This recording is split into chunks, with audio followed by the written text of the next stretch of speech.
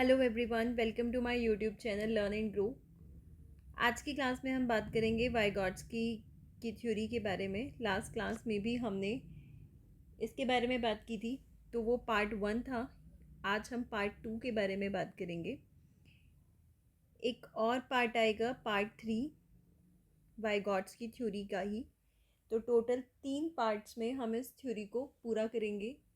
Video को short बनाने के पीछे रीज़न ये है कि 10 मिनट्स 12 मिनट्स की वीडियो में, हार्डली 15 मिनट्स की वीडियो में आपको एक कॉन्सेप्ट क्लियर हो जाए। अगर वीडियो 30 मिनट 35 मिनट्स की बनेगी तो वो थोड़ा बोरिंग हो जाएगा और उसमें फिर कंसंट्रेट करने में भी प्रॉब्लम आएगी। इसलिए 10 to 15 मिनट्स में आप इजीली एक कॉन्सेप्ट को सीख जाओ, इसीलिए वीडियो को शॉर्ट बनाया गया है। तो चलिए आज की क्लास स्टार्ट करते हैं। वाइगॉट्स्की सोशियो कल्चरल थ्योरी। एक बेसिक ओवरव्यू हमने लास्ट क्लास में इसके बारे में ले लिया था कि जो वाइगॉट्स्की है वो एक रशियन साइकोलॉजिस्ट है। शायद मैंने आपको लास्ट क्लास में बताया था, ही वॉज रशियन साइकोलॉजिस्ट। कई बार ये डायरेक्ट स्टेटमेंट एग्ज़ाम में आ जाती है। तो ये एक रशियन साइकोलॉजिस्ट थे और बहुत इनका वास्ट करियर रहा है। 38 ईयर्स की एज में ही इनकी डेथ हो गई थी, लेकिन इन्होंने बहुत सारे पेपर्स पब्लिश किए थे। तो ये एक रशियन साइकोलॉजिस्ट थे जिन्होंने इम्पॉर्टेंस ऑफ सोसाइटी के बारे में बात की है, कल्चर के बारे में बात की है। Development takes place in culture and we can not study development in isolation. तो हम स्टार्ट करते हैं। बेसिक हमने इसमें बात की थी, इंटर इंट्रा, ये सब चीज़ों के बारे में लास्ट क्लास में डिस्कस किया गया था। तो आज हम बात करेंगे ZPD के बारे में। You must have heard this term earlier as well. ZPD क्या होता है? Zone of proximal development.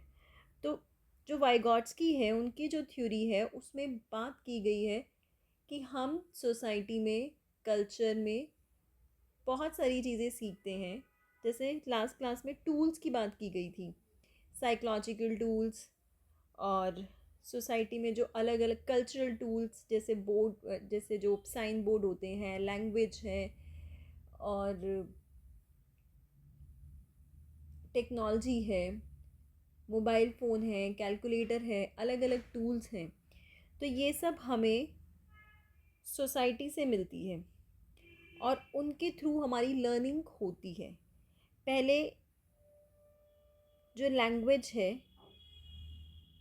या साइन है, वो पहले बच्चा, ये जो चाइल्ड है, वो किसी एडल्ट से सुनेगा, फिर उसके बाद वो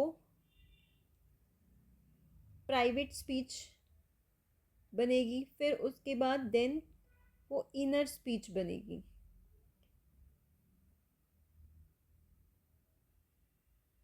inter, from inter to intra, इसके बारे में भी हमने लास्ट क्लास में बात की थी। सॉरी, थोड़ा कंजस्टेड हो गया ये। इंटर टू इंट्रा कि बाहर से अंदर की तरफ इंटरनलाइज करना, इसके बारे में हमने बात की थी। तो ZPD क्या है? At any point in development there are certain problems that a child is on the verge of being able to solve, and others are beyond the child's capabilities. कुछ प्रॉब्लम्स ऐसी होती है जो चाइल्ड सॉल्व कर सकता है, he is just on the verge of being able to solve, कि वो उन्हें सॉल्व कर सकता है। लेकिन कुछ प्रॉब्लम्स ऐसी होती हैं that are beyond the child's capabilities, वो बच्चे की कैपेबिलिटीज़ के बियॉन्ड होती है।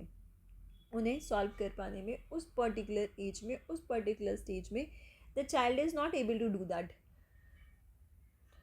तो दो सिचुएशन की यहाँ पर बात की गई है। The zone of proximal development is the area where the child can not solve a problem alone, जहाँ चाइल्ड किसी प्रॉब्लम को अकेले सॉल्व नहीं कर सकता है, but can be successful under adult guidance और in collaboration with a more advanced peer.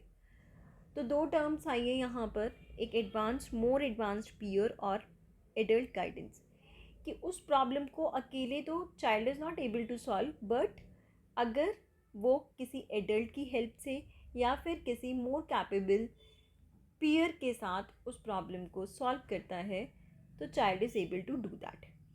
और इसी को ZPD कहा गया है। अभी आपको और अच्छे से क्लियर हो जाएगा।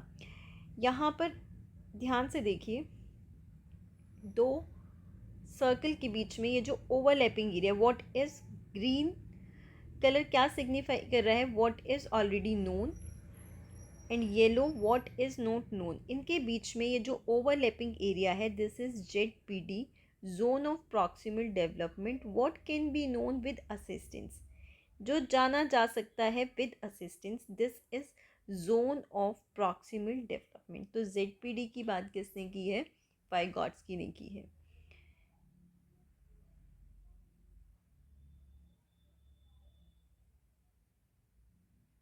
और इसी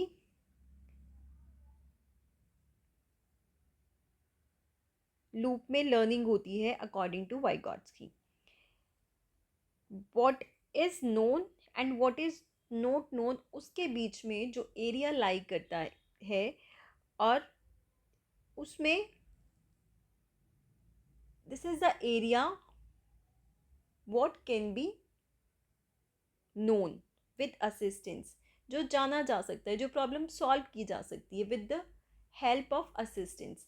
असिस्टेंस लर्निंग के साथ वो सॉल्व किया जा सकता है, जाना जा सकता है। This is zone of proximal development. एक इम्पॉर्टेंट टर्म है, इसके बारे में हमने पढ़ा, नेक्स्ट इज स्कैफोल्डिंग। स्कैफोल्डिंग अगर बहुत ईजी टर्म में बात की जाए तो स्कैफोल्डिंग है जो सपोर्ट एडल्ट ने दिया है, इट इज़ स्कैफोल्डिंग। जो सपोर्ट चाइल्ड को या तो मोर एडवांस्ड पीयर से मिल रहा है या फिर किसी एडल्ट से मिल रहा है, it is scaffolding. The term scaffolding is used to describe the process of breaking down new information into smaller parts so that learners can grasp it. सबसे पहली बात तो स्कैफोल्डिंग जो टर्म है वो यूज़ की जाती है कि प्रॉब्लम को स्मॉल पार्ट्स में डिवाइड करने के लिए, स्मॉल पार्ट्स में ब्रेक करने के लिए, so that learner can grasp it. ऐसे ही हम भी करते हैं। The idea is that learners learn more quickly when they work with someone who is more knowledgeable then them. जब चाइल्ड या हम भी किसी ऐसे के साथ काम करते हैं, the one who is more knowledgeable than us, तो ऑब्वियसली हम उससे सीखते हैं। This support is gradually reduced, और ये जो सपोर्ट दिया जा रहा है, ये सपोर्ट ग्रेजुअली कम हो जाता है when the child takes over the guidance, perhaps by giving the prompts as private speech and finally as inner speech. इसके बारे में हमने लास्ट क्लास में भी बात की थी। तो जैसे जैसे द चाइल्ड इज़ लर्निंग तो support will be reduced, support जो दिया जा रहा है वो कम होता जाएगा। दिस इज स्कैफोल्डिंग, जो सपोर्ट दिया जा रहा है बच्चे को। इसके बाद दो इंपॉर्टेंट टर्म है लर्निंग एंड डेवलपमेंट। इसमें हम सिर्फ कुछ पॉइंट्स है इसको डिस्कस करेंगे, लेकिन ये बहुत ही इम्पॉर्टेंट है। These points are very important.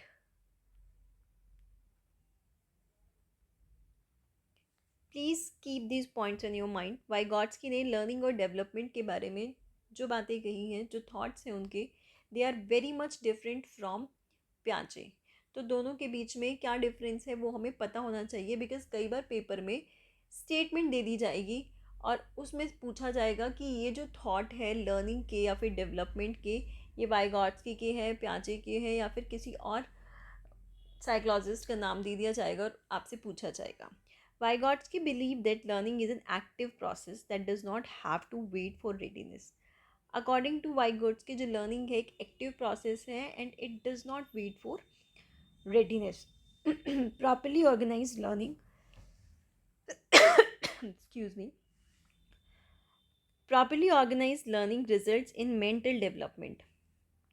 जो organized, well planned जो learning होती है, it results in mental development. जो लर्निंग है अगर वो प्रॉपरली ऑर्गेनाइज्ड हो, वेल प्लानिंग के साथ हो, तो ये जो लर्निंग है it helps in mental development according to Vygotsky. He saw learning as a tool in development. This is a key line. ये की लाइन है. अगर आप ये याद रख पाओ तो आपको ये तीनों पॉइंट्स कहीं ना कहीं आप बेहतर समझ पाओगे. Learning as a tool in development. Learning को एक टूल की तरह ट्रीट किया जा रहा है डेवलपमेंट में. इसीलिए जो लर्निंग है वो डेवलपमेंट को सपोर्ट भी कर रही है. It results in mental development. Learning pulls development up to higher levels and social interaction is a key in learning. Social interaction की तो बात की ही जाएगी बिकॉज यहाँ पर हम बात कर रहे हैं वाइगॉट्स्की की थ्योरी. और again and again I am repeating कि इन्होंने बार बार बात की है इम्पॉर्टेंस ऑफ सोशल इंटरेक्शन. तो ये तीनों पॉइंट्स हैं वाइगॉट्स्की के जिन्होंने लर्निंग को इम्पॉर्टेंस दी है और ये आपको याद रखना है. इसमें किसी को भी सबऑर्डिनेट नहीं ट्रीट किया गया है. लर्निंग को सबऑर्डिनेट ट्रीट नहीं किया गया है. लर्निंग को एक टूल की तरह ट्रीट किया गया है डेवलपमेंट में. अब हम नेक्स्ट स्लाइड में बात करेंगे प्याजे. Piaget defined development as the active construction of knowledge and learning as the passive formation of association. तो जो प्याजे है उन्होंने बात की है कि जो डेवलपमेंट है it is the active construction of knowledge and learning as the passive formation of association. तो इन्होंने कहीं ना कहीं जो लर्निंग है उसको सबऑर्डिनेट ट्रीट किया है. किसके? डेवलपमेंट के. तो इस बात को आपको ध्यान रखना है. Passive formation of association and development as the active construction of knowledge. Learning is subordinate to development and not vice versa. Development is not subordinate to learning. तो ये इंपॉर्टेंट डिफरेंस है लर्निंग और डेवलपमेंट को लेकर प्याजे और वाइगॉट्स्की के. तो आपको इन्हें ध्यान रखना है. आई होप आपको आज की वीडियो इन्फॉर्मेटिव लगी होगी. इसके बाद हम पार्ट 3 में वाइगॉट्स्की थ्योरी को पढ़ेंगे जिसमें लैंग्वेज की बात की जाएगी और उसमें दोनों के व्यूज़ को कंपेयर भी किया जाएगा वाइगॉट्स्की और प्याजे के. और उसके बाद वाइगॉट्स्की की जो थ्योरी है वो कंप्लीट हो जाएगी. Thank you so much for watching.